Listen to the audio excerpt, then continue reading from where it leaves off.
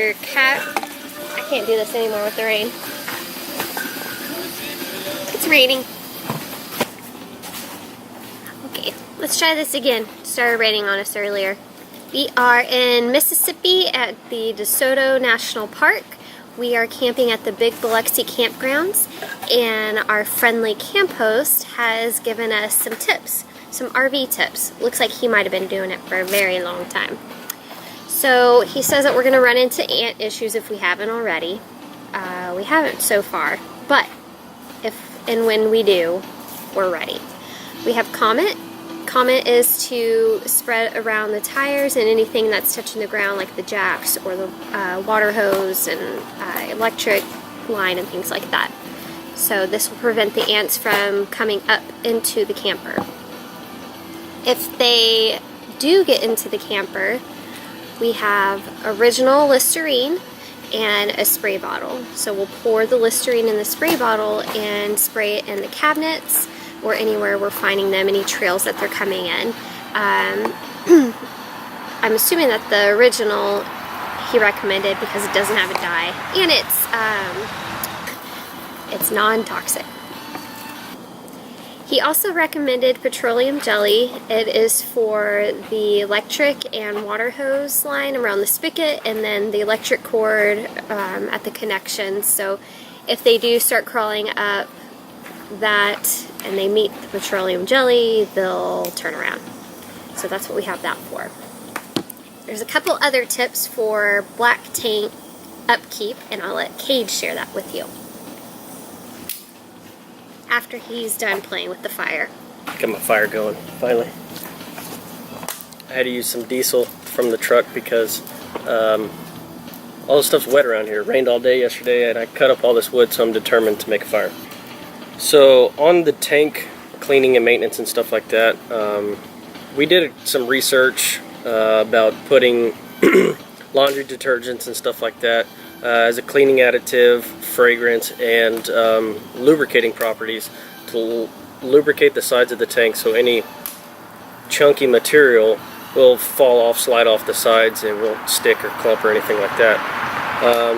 The park host recommended Dawn at the dollar store, so you can get this for $1. You can use half of the whole thing, each treatment. The next trick that I didn't know about, some of y'all already might know, but once you empty your tanks and you're traveling to your next destination, put a little bit of water in there along with a 10-15 pound bag of ice.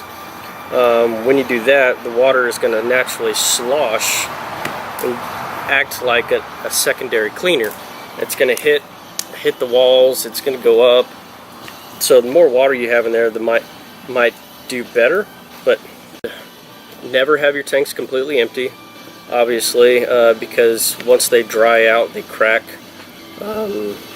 So just keep them clean and flushed as frequently as possible. Some people like to hook up all the time when they're at a campsite with their tanks, with their valves open. I personally don't like to do that because when it's sitting in the tank, it's breaking down, it's dissolving and stuff like that. So when you open your valve, everything flows out with pressure and gravity, and to me it keeps the odors down and it keeps the system a little bit cleaner. My dad called me out the other day for wearing blue gloves working on my camper because he's old school. But I always have the gloves with me when I'm working on anything. I can just throw them away. They're quick, they're cheap.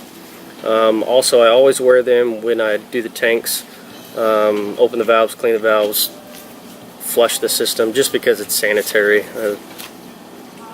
It's gross. It's gross stuff. Well, hope that these little hints and stuff helped out. If y'all RV frequently, you'll probably already know this stuff. If y'all have better ideas, please put them in the comments below. Just help us out, and when you're camping, the camper next to you is your neighbor, and everybody helps each other out. So we appreciate it, and thank you. What? We both